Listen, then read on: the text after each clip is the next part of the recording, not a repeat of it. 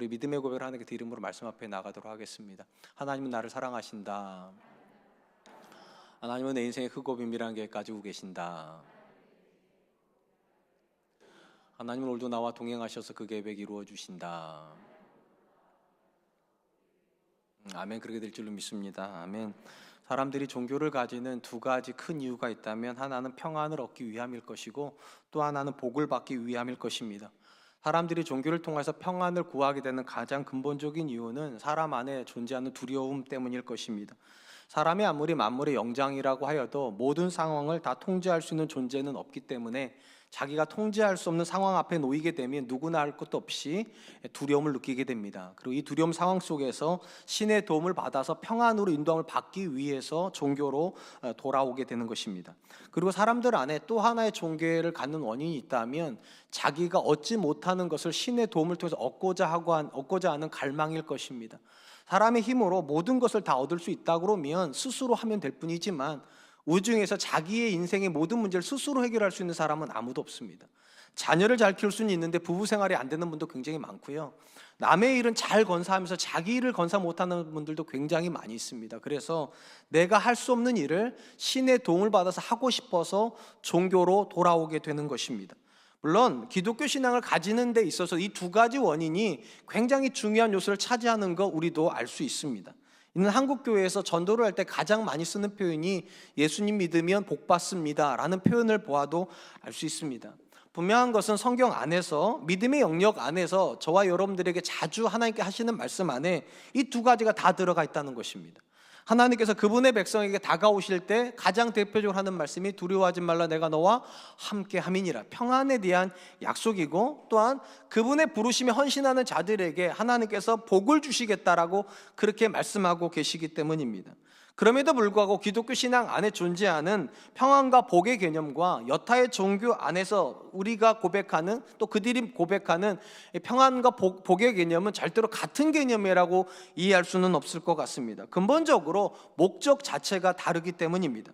여타의 종교에서는 복과 평안이 종교 자체의 목적입니다. 그거 얻기 위해서 종교 활동을 하는 것입니다. 그러나 기독교 신앙의 절대적인 목적은 이 두 가지가 될 수가 없습니다. 물론 복도 들어가 있고 평안도 들어가 있지만 성경은 이것을 목적이라고 부르지 않습니다.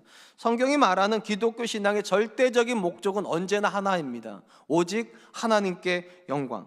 하나님은 그분의 영광에게 헌신될 사람을 부르시고, 그들이 하나님 앞에서 영광의 헌신을 할 때 그들에게 주시는 약속이 평안의 약속과 복에 대한 약속이기 때문입니다.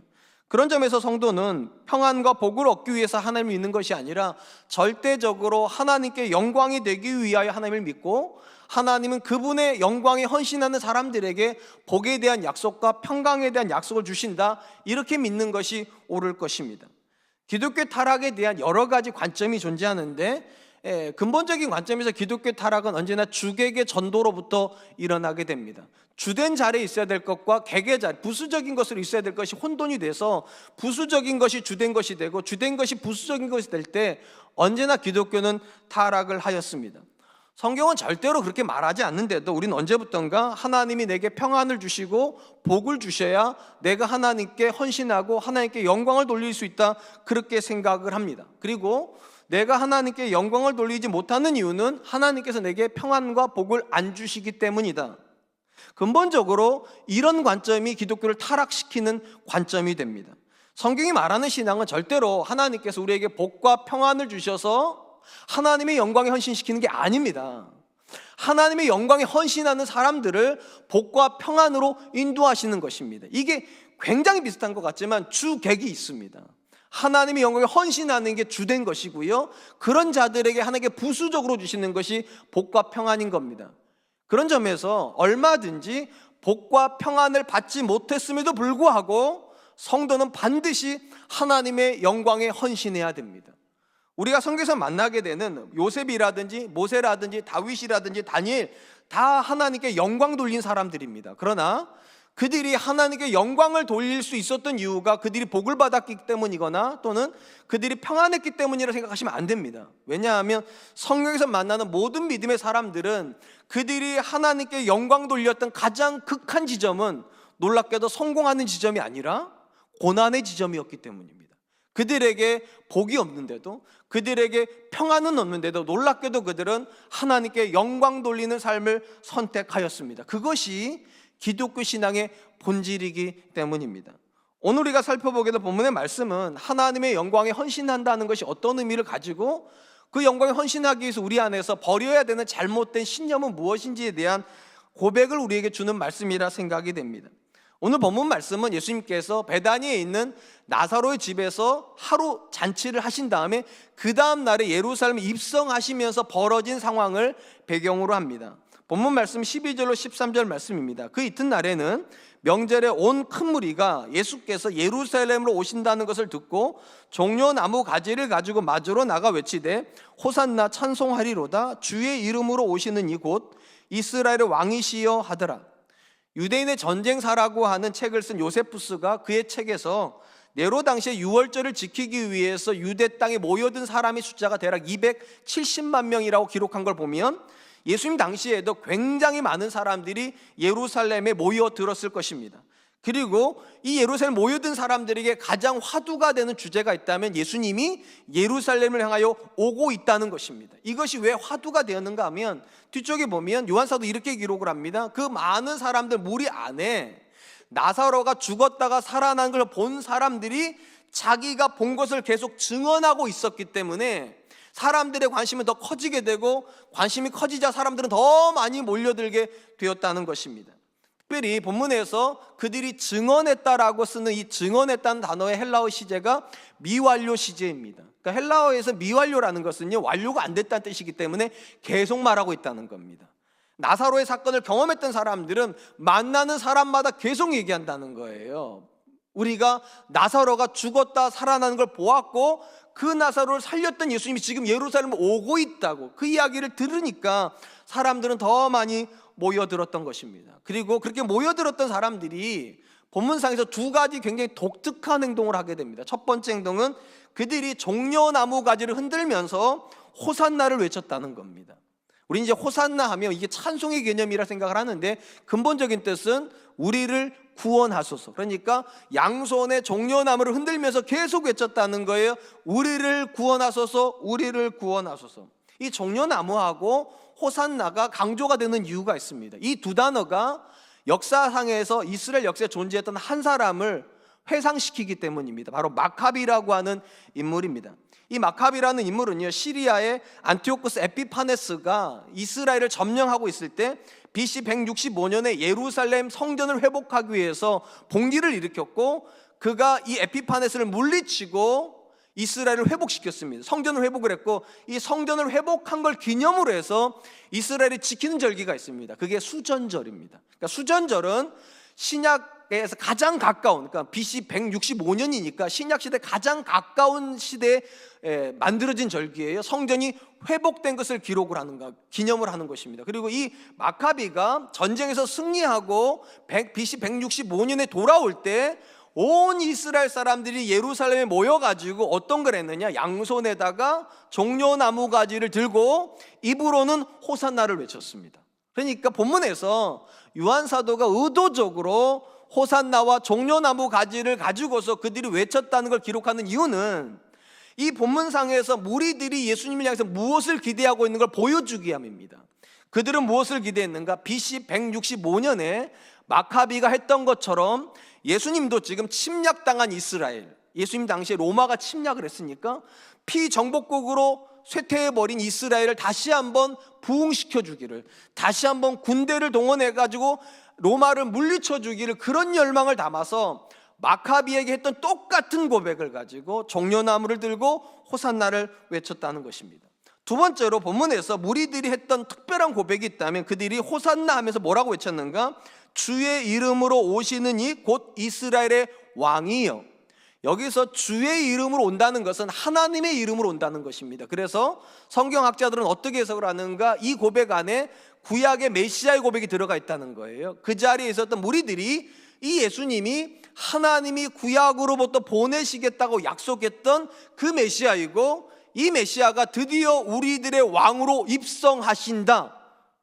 그러니까 두 가지 고백, 종려나무를 가지고 흔들었던 고백과 이스라엘의 왕이라는 이 고백이 합쳐지면 어떤 의미를 가졌습니까? BC 165년에 마카비가 군대를 이끌어가지고 이스라엘 회복시켰던 것처럼 이제 하나님이 보내신 우리의 왕이 우리를 위하여서 싸워줌으로 나라가 회복되기를, 정치적으로 회복되기를 열망하고 있었다는 것입니다. 그런데 이런 백성들의 분명한 의지를 예수님이 아셨을 터인데 이 이후에 예수님께서 보여주고 계시는 행동은 어딘가 백성들의 기대와는 좀 다른 모습을 가지고 있습니다. 본문 말씀 14절로 15절 말씀입니다. 예수는 한 어린 나귀를 보고 타시니 이는 기록된 바 시온 따라 두려워하지 말라 보라 너희 왕이 나귀 새끼를 타고 오신다 함과 같더라. 요한 사도는 백성들이 열렬하게 환영하고 있는 그 틈으로 예수님께서 입성을 하시는데 나귀 새끼를 타고 입성을 했고 나귀 새끼를 타고 입성하는 근본적인 이유는 하나님께서 스가랴 선지자를 통해서 예언하신 그 말씀을 성취하기 위함이었다는 겁니다.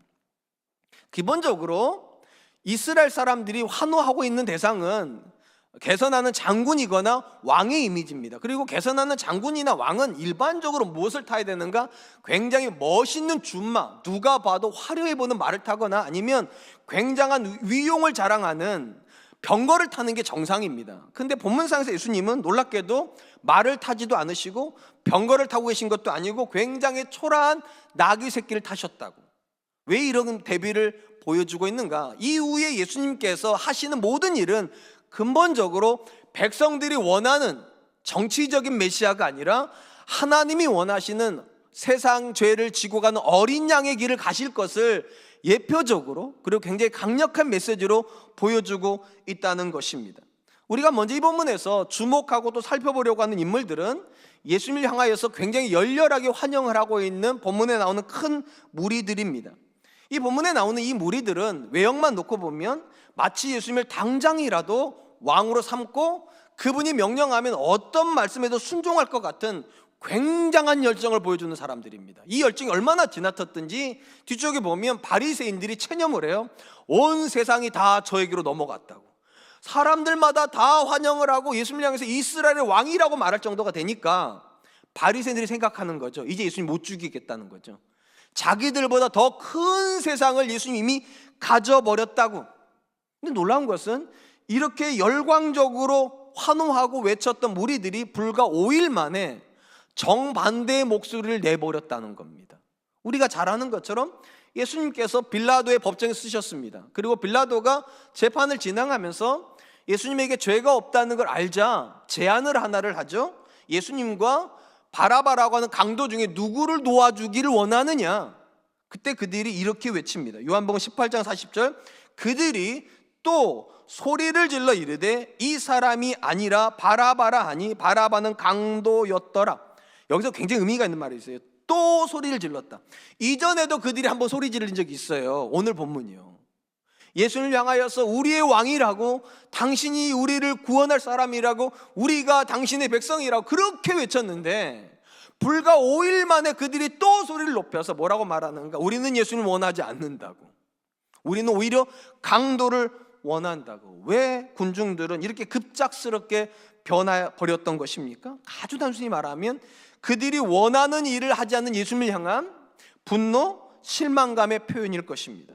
그들은 예수님을 위해서 환호를 하면서 그들은 예수님께 기대한 것이 있었습니다. 왕이 되어달라는 거죠. 그냥 왕이 아니라 군대를 이끌고 가서 전쟁하는 왕, 승리를 하는 왕을 기대를 했는데 그들에게 헌신하는 왕을 기대했는데 놀랍게도 예수님은 그들에게 헌신하는 것이 아니라 하나님께 헌신하더라는 겁니다.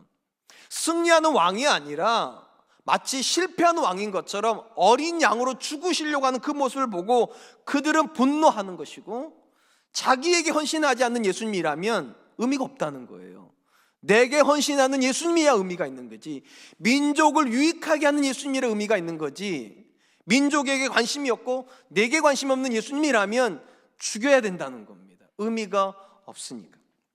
사랑하는 성도 여러분, 우리는 종종 내가 누군가보다 하나님을 향하여서 또는 하나님의 일을 향하여서 열정을 가지면 그것을 굉장히 대견하게 여깁니다.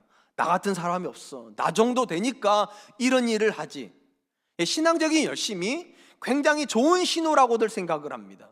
맞아요. 신앙적인 열심이 없는 것보다 신앙적인 열심이 있는 게 좋은 게 맞습니다. 그런데 모든 열심이 다 좋은 것은 아닙니다. 오늘 본문에서 예수님을 향해서 그렇게 열광했던 사람들이 불과 5일 만에 그 열광을 가지고서 정반대 일을 해버립니다. 그러니까 모든 열심이 건강한 열심은 아닙니다. 우리 안에 그릇된 신념을 버리셔야 돼요. 열심히만 믿으면 된다, 그릇된 신념이에요. 잘 믿으셔야 돼요. 잘 헌신하셔야 돼요. 성경에서 근본적으로 하나님께서 저와 여러분들이 기대하시는 열심은 나 자신 때문에 하나님 믿는 거 아닙니다. 근본적으로 하나님 때문에 우리가 하나님을 믿어야 됩니다. 이 부분에서 우리가 잘못된 방향으로 가서 나를 위해서 하나님을 섬긴다 생각하는 사람들이 그릇된 열심을 가져버리면 어떤 문제가 벌어지는가? 그 잘못된 열심이 차가운 냉담으로 바뀝니다. 그 기대감이 분노로 바뀌어버립니다. 우리 주변에서 한때는 정말 열심히 교회 다녔던 분들이 있습니다. 그리고 그들이 이렇게 말해요. 나도 한때는 장로 후보였다고, 나도 한때는 사람들이 신학교 가라고 했다고, 나도 한때는 선교사 후보생이었다고 그렇게 말하는 사람들이 있어요. 근데 어느 순간 그들이 교회에다가 담을 쌌습니다. 신앙에 대해서 담을 쌌어요. 왜 그럴까요? 대부분의 경우 똑같아요. 하나님께 무언가를 기대했는데, 나를 위해서 하나님께 뭔가를 해주실 줄 알았는데 안 해주시더라는 거예요. 그리고 나를 위한 열심에 하나님께서 관심이 없으시면 나도 하나님께 관심 안 가진다고. 그러니까 근본적으로 잘못된 열심은 신앙을 훼손시킵니다. 차라리 그 정도 열심을 안 가졌으면 거기까지 안 갈 텐데, 그릇된 열심을 신앙이라고 착각을 하니까 신앙에서 실족을 해버려요. 반드시 기억하십시오. 우리는 나 자신을 위해서 하나님 믿는 거 아닙니다. 나 잘 되기 위해서 하나님이 계셔야 되는 거 아닙니다. 하나님의 영광을 위해서 내가 존재해야 되는 겁니다. 그리고 하나님이 영광 받으실 수 있다면 내가 평안하지 못해도, 내가 성공하지 못해도 괜찮아야만 합니다. 그러므로 첫 번째, 열심에 대한 그릇된 신념을 버리십시오. 열심히만 믿으려고 하지 마시고 제대로 믿으십시오. 그래야 오늘 본문에서 나오는 무리와 같은 그릇된 방향으로 가지 않을 것입니다. 두 번째로 우리가 본문에서 주목하려고 하는 것은 예수님의 제자들의 모습입니다. 예수님께서 예루살렘 입성할 때 헬라인 몇 사람이 예수님의 제자인 빌립을 찾아옵니다. 그들이 왜 무슨 목적으로 찾아왔는지는 성경 기록이 되어 있지 않아요. 어쨌든 이들은 예수님을 만나고 싶어서 빌립에게 찾아왔습니다. 본문상에서 이 헬라인들이 어떤 의미를 가지는가? 바리새인들이 이렇게 말했잖아요. 온 세상이 그에게로 넘어갔다고 말했지 않습니까? 그거를 보여주는 실제적인 예입니다. 유대인들만 예수님을 원하는 것이 아니라 심지어 헬라인들조차도 예수님을 만나고 싶어 한다. 정말로 세상이 예수님께 넘어갔구나. 이거를 보여주는 예증적 역할을 하는 것입니다. 그들이 빌립을 찾아온 상황에 대해서 요한 사도가 이렇게 기록을 합니다. 요한복음 12장 21절, 그들이 갈릴리 벳세다 사람 빌립에게 가서 청하여 이르되 선생이여 우리가 예수를 배웁고자 하나이다. 요한 사도는 헬라인들이 찾아간 예수님의 제자인 빌립을 뭐라고 기록했는가? 갈릴리 벳세다 사람 빌립. 유대인들에게 있어서요, 앞에다가 지명을 쓰는 건 굉장히 독특한 의미를 가지고 있습니다. 나사렛 예수, 그렇지 않습니까? 이 본문으로 말하면 갈릴리 벳세다 사람 빌립. 왜 앞에다가 지명을 쓰는가 하면, 물론 동일한 이름들이 있기 때문에 구분시키기 위함도 있어요. 그런데 가장 중요한 의미 중에 하나는 이 앞에 지명이 그 사람의 존귀의 여부를 보여주기 때문입니다. 유대인들은 예루살렘으로부터 기점으로 해서 멀어지면 거룩해지지 않다고 생각을 했습니다. 그런데 갈릴리는 예루살렘부터 가장 북단에 해당이 됩니다. 그리고 여기는 주로 이방인들이 많이 살았습니다. 그러니까 갈릴리 출신이라고 말하면 이 사람은 절대로 존귀함을 못 받습니다. 근데 놀랍게도 지금 요한 사도가 심지어 빌립조차도 자기의 출신적을 안 밝히고 싶을 텐데, 빌립이 명함을 팠으면 절대로 이렇게 안 팠을 겁니다. 갈릴리 벳세다 사람 이렇게 안 파요. 예수님의 12번째 제자 중에 몇 번째, 예수님의 제자 이렇게 팠겠죠. 근데 그 모든 걸 다 알면서도 요한 사도가 굳이 여기다가 갈릴리, 그것도 벳세다 사람이라고 밝히고 있는 이유가 무엇일까요? 저 같으면 똑같은 제자 입장이니까 다 덮어주고 예수님이 사랑하시는 제자 빌립에게, 예수님께서 아끼시는 제자 빌립에게 찾아갔다면 얼마나 멋있어요. 남의 얘기라고 관심도 없는 겁니까? 그렇잖아요. 근데 숨기고 싶은 자기의 지역, 거룩한 지역이 아니에요. 왜 그렇게 했을까? 굳이 그렇게 이유가 있어 보입니다. 왜냐하면 본문에서 헬라인들이 이 빌립을 찾아와 가지고 했던 호칭하고 대비를 시키기 위함입니다. 헬라인들이 이 빌립을 찾아와서 뭐라고 말했는데 우리 성경에 보니까 선생이여 이렇게 했습니다. 그러니까 우리 성경 번역만 놓고 보면 이 선생이라고 하는 말은 유대인들이 쓰는 헬라어에서 랍비여 이렇게 썼을 것 같아요. 왜냐하면 일반적으로 이 유대인들이 예수님을 부를 때에도 선생님이여 이렇게 불렀습니다. 랍비로 우리를 지도하는 율법을 가르치는 선생, 그 정도로 불렀을 것 같은데 헬라어 원문 성경에 보면 이렇게 되어 있습니다. 큐리에라고 되어 있습니다. 이 큐리에는 기본 명사가 뭐냐면 큐리오스입니다. 우리가 주님한테 쓰는 주님이라는 표현입니다. 예수님을 향해서 주님 이렇게 쓸 때 쓰는 표현이 큐리오스고, 일반적으로 헬라 사람들이 이 단어를 어디다 썼는가? 황제에게 썼습니다. 그러니까 빌립한테 지금 이 헬라인들이 와가지고 황제에게, 그러니까 세상의 영역에서는 황제한테 쓰고 믿음의 영역에서는 예수님이나 하나님한테 쓰는 단어를 지금 예수님이 제자한테 쓴 거예요. 주님, 우리가 예수님을 보고 싶습니다. 그러자 요한사도가 거기다 뭐라 썼는가? 이 사람은 주님일 수 없는 사람이라고. 왜냐, 이 사람은 갈릴리 벳사다 사람이니까. 그러니까 강조를 주기 위해서 대비를 강하게 주고 있는 것입니다. 우리가 이후에 빌립의 행적을 보면 빌립이 이 헬라 사람들 방문을 받고 굉장히 흥분이 됐던 것 같아요. 그렇지 않겠어요? 지금 이 순간에 자기가 올라갈 수 있는 최고 지점에 올라가 있는 겁니다. 흥분을 해서 안드레를 찾아갑니다. 그리고 안드레와 함께 예수님이 가가지고 헬라 사람들이 당신을 보기를 원하나이다, 선생님을 보기를 원하나이다 이렇게 말을 해요. 근데 특이한 건 예수님이 이후에 헬라 사람들을 만났다는 기록이 없습니다. 저는 개인적으로 예수님은 헬라 사람을 안 만났을 거라고 생각을 합니다. 왜 안 만났을까요? 한 번만 생각해 보세요. 예수님의 제자를 향하여서 큐리오스, 주님이라고 한 단어를 써버렸으면 예수님에게는 어떤 표현을 할까 그들이요? 살아있는 신이라고 대접하지 않았겠습니까? 그러면 이 제자들이 얼마나 더 흥분이 됐겠어요? 이미 방금 전에 큰 무리들이 호산나까지 외치는 판이고 왕이라고 외치는 판인데 이런 것까지 더해지면 제자들은 예수님의 길을 못 갑니다. 예수님이 그 길을 가도록 놔두지 않을 거예요. 그래서 예수님께서 의도적으로 그 다음 기록에서 헬라인들을 만났다는 기록이 안 나옵니다. 요한사도가 빌립의 모습과 그리고 예수님께서 보여주고 계시는 반응을 통해서 우리에게 주는 두 번째 도전이 있다면 하나님의 영광과 우리의 성공이 비례하지 않는다는 사실입니다. 만약에 우리가 성공을 해서 하나님의 영광이 드러났다면 이 본문에서 요한사도는 의도적으로 이렇게 쓸 것 같아요.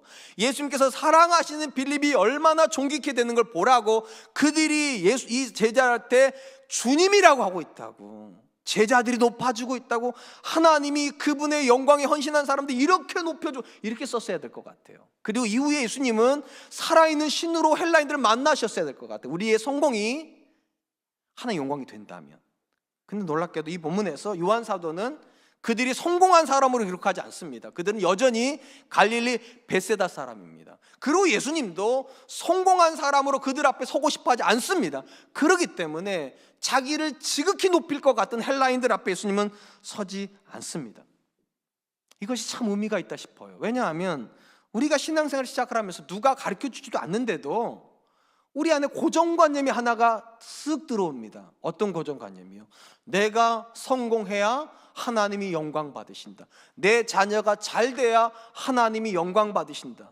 그리고 이 잘못된 신념이 들어오면 어떤 문제가 벌어지는가? 마치 이렇게 생각하는 것 같아요. 내가 잘못돼서 하나님의 영광이 안 돌려지는 것보다야 어떤 식으로든지 성공을 해서 하나님의 영광을 돌리는 게 낫지. 그러다 보니까 교회를 다니는데도 성공을 하기 위해서 수단과 방법을 안 가리는 분들이 나옵니다. 자녀를 그들처럼 키워놓고 좋은 대학교만 가면 하나님께 영광된다고 생각을 합니다. 사업을 그들처럼 해놓고 사업만 잘 되면 하나님께 영광된다, 그렇게 생각을 하는 거예요. 근데 이런 생각이 왜 위험합니까? 물론 모든 성공이 다 나쁜 건 아니에요. 근데 성공해야지만 하나님이 영광 받으신다고 생각을 하면 성경에서 자리를 잡을 수 없는 몇 개의 단어가 있습니다. 그 중에 하나가 고난입니다. 그럼 성공만 해야 하나님 영광 받으신다면 고난받는 성도는 어떻게 할 거예요? 심지어 실패하는 듯이 보이는 굉장히 많은 성경에 나오는 믿음의 사람들은 어떻게 해석을 할 거냐고요. 한번 생각해 보시기 바랍니다. 보디발이라고 하는 애굽의 장관이 요셉의 인생에서 하나님의 살아계심을 보았습니다. 그럼 어떻게 본 겁니까? 요셉이 혹시 애굽의 총리가 되는 모습을 보고서 우와, 종이 저렇게까지 성공할 수 있구나, 그리고 하나님 살아계셨다고 말한 거 아니죠. 정반대입니다. 보디발이 종을 사왔습니다. 17살밖에 되지 않은 이 종이 절망 속에 살아야 되고 꿈이 없이 살아야 될 것 같은데, 눈이 썩은 동태 눈깔, 우리 흔히 그러잖아요. 꿈이 없으면 그렇게 된대잖아요. 근데 이 아이는 종인데도 눈빛이 살아있고, 종인데도 절망감이 없고, 종인데도 낙심하지 않는 그 모습을 보고서 자기 집에서 종살이 하는데 종처럼 안 사는 걸 보고 그가 말을 합니다. 하나님이 저와 함께 계시다고. 욥이 어떻게 하나님의 영광을 드러냅니까? 혹시 자기를 비난하는 다른 친구들보다 더 성공했기 때문입니까? 아닙니다. 기와장을 가지고서 건지로 몸을 팍팍 긁으면서 심지어 아내가 차라리 죽으라고, 하나님을 저주하고 죽으라고 하는 그 상황 속에서 욥이 뭐라고 말합니까? 나의 가는 길을 오직 그가 하시나니 그가 나를 단련하시고 내가 정금같이 되어 나오리라. 고난을 받는데 고난 때문에 신앙을 포기하지 않는다는 거예요. 고난은 있는데 절망은 없다는 거예요. 성공해서 하나님 드러난 거 아닙니다. 심지어 하나님께서 예수님을 통해서 구원을 이루셨습니다. 어떻게 이루신 겁니까? 예수님이 이 세상 어떤 사람보다 더 성공하셨기 때문입니까? 이스라엘의 모든 역사에서 가장 위대한 일을 그분이 하셨기 때문이 아닙니다. 사실은 이스라엘 역사에서 가장 실패한 사람입니다. 십자가에 죽으셨잖아요. 가장 초라하게 죽으셨잖아요. 심지어 나사렛 출신이라면서요. 아무리 봐도 성공해야 하나님이 영광을 받으시는 게 아니라 사실은 성공과 실패하고 아무 상관이 없어요. 성경상에서는 가장 본질은 다른 데 있습니다. 하나님이 그와 함께 계셔야 됩니다. 성공하는 자리에도 하나님이 계셔야 그게 영광이 되는 거고, 심지어 실패하는 자리에 있더라도 그 자리에서 하나님과 함께 있으면 그것이 성공하는 것보다 더 하나님의 영광이 되기도 한다는 것입니다. 그런 점에서 반드시 기억하세요. 성공과 고난이 중요한 개념은 아닙니다. 높아짐과 낮아짐이 중요한 건 아닙니다. 진짜 본질은 거기에 누구랑 함께 계시냐는 거예요. 아무리 성공해도 그 자리에 여러분이 혼자 있으면 실패하신 것이고, 아무리 실패하셨어도 그 자리에 하나님 함께 계시면 하나님은 영광을 받으시는 것입니다. 그래서 오늘 본문에서 요한 사도가 의도적으로 빌립이 높아지는 그 최정점에서 그가 어떤 사람이라고 말하고 있습니까? 그는 그냥 갈릴리 벳세다 사람이라고. 이거 놓치면 안 돼요. 성공으로 여러분을 포장하시는 거 아니에요. 여러분이 얻는 사회적인 신분을 가지고 여러분의 믿음을 포장하는 거 아니에요. 우리의 믿음은 딱 하나예요.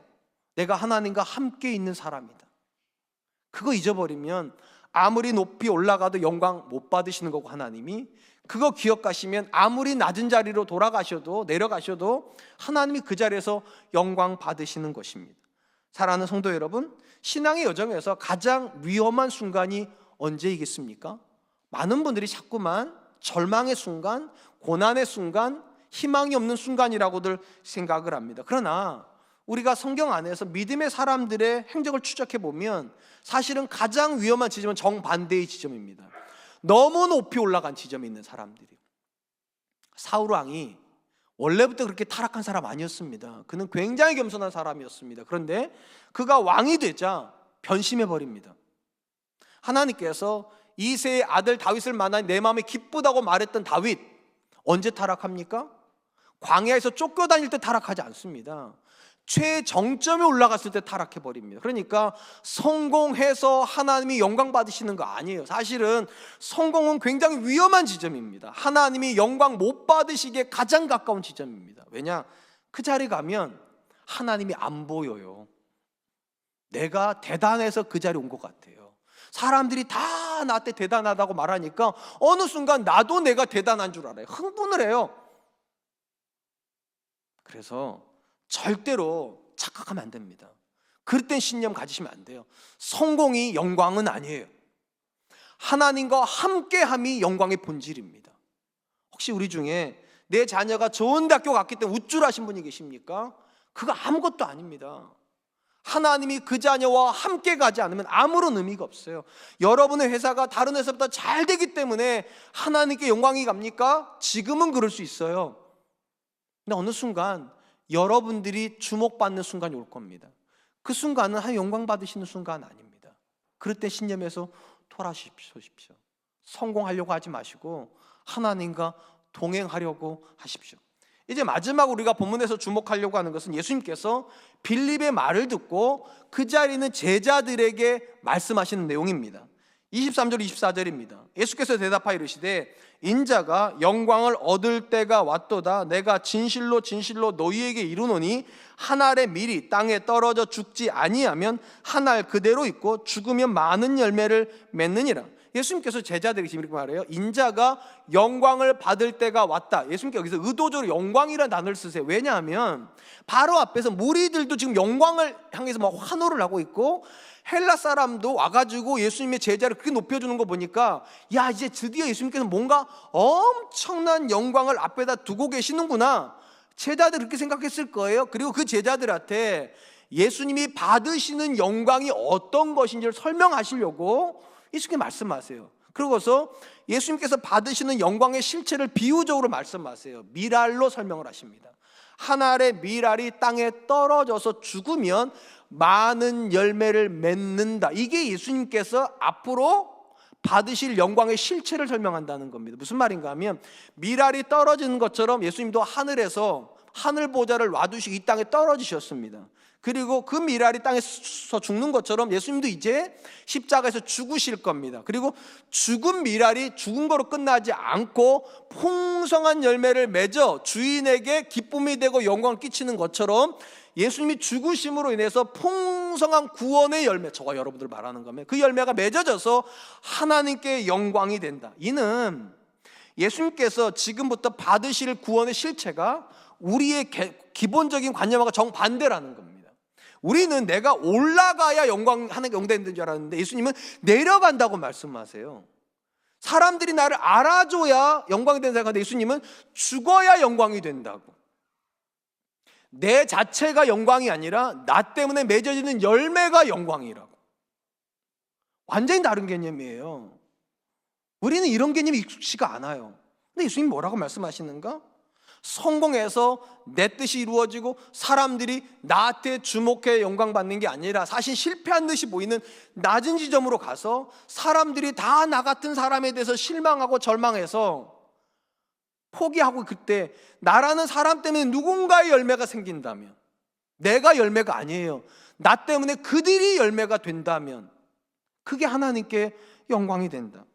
여기서 우리가 마지막으로 주목해야 될 것은 예수님께서 말씀하신 이 한 알의 밀알의 삶이 예수님만을 위한 삶이 아니라는 겁니다. 이후에 모든 믿음의 사람들도 똑같이 살아야 되는 삶이라고 말씀하고 계시다는 겁니다. 거기 보면 말씀 25절 26절입니다. 자기의 생명을 사랑하는 자는 잃어버릴 것이요 이 세상에서 자기의 생명을 미워하는 자는 영생하도록 보존하리라.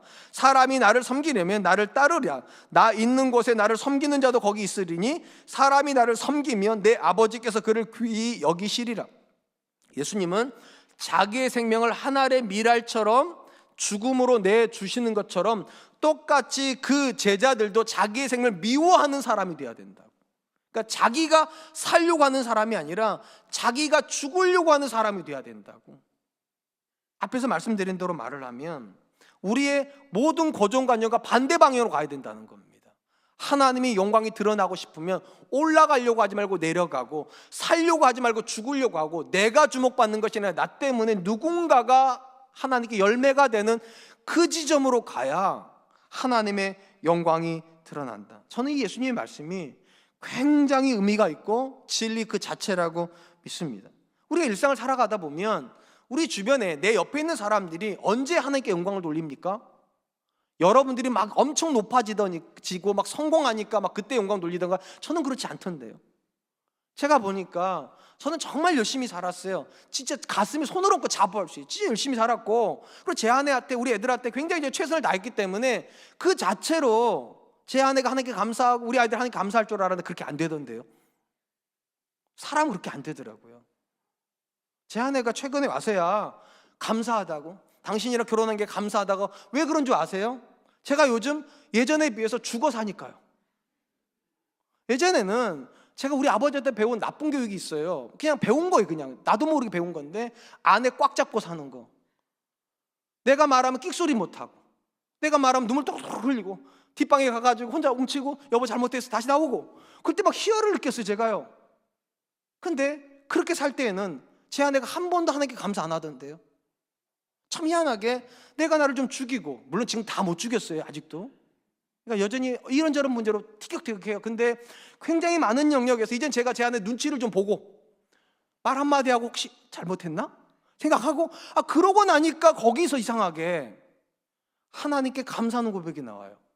내가 살아있을 때는 그렇게 불평불만하더니 내가 죽으니까 그 자리에서 하나님께 감사하는 고백이 나와요. 저는 우리 아들들도 제가 좀 굉장히 강하게 키웠어요. 제가 말을 하면 끽소리도 못하게 키웠어요. 그때 어릴 때는 제 말을 잘 듣더라고요. 근데 어느 시점이 되니까 이제 머리가 컸는지 안 듣던데요. 제가 느낀 게 있어요. 그래서 최근에서는 제가 웬만하면 우리 아이들한테 제 말을 안 하려고 합니다. 그리고 들으려고 해요. 그래서 제가 이렇게 말을 해요. 일리가 있다. 네 생각 일리가 있다. 그러고 나니까 언제부턴가 우리 아들들이 제 설교를 받아 적던데 이제는요.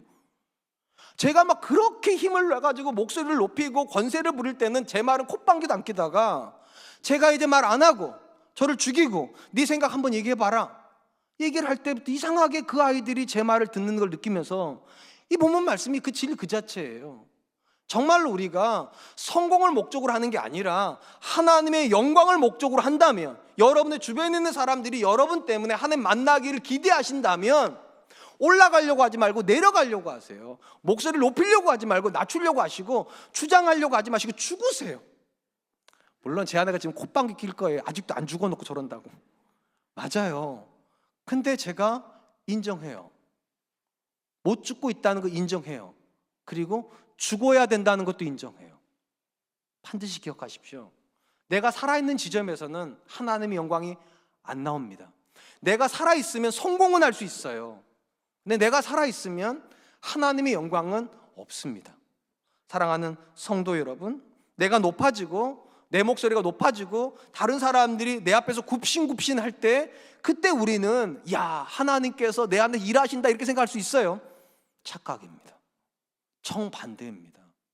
내가 내 목소리를 내지 못하고 내가 나를 미워하는 것처럼, 내가 하고 싶은 건 이건데 그걸 못하고 내가 하기 싫은 거, 예수님의 말씀처럼 제자들의 말을 시키는 것처럼 그 사람의 말을 들어주고 그 사람의 마음을 헤아려주고, 그리고 내 생각을 내려놓는 그 지점에서 하나님의 영광은 드러납니다. 그런데 참 안타까운 것은 우리가 사는 신앙의 영역 안에서 굉장히 많은 사람들이 아직도 고집스럽다는 겁니다. 저도 예외는 아니에요. 그리고 살아있는 사람처럼 말합니다. 자기가 살아있는 사람처럼. 근데 사도 바울이 뭐라고 말했습니까? 이제는 내가 사는 것이 아니라 내 안에 그리스도가 사는 것이라.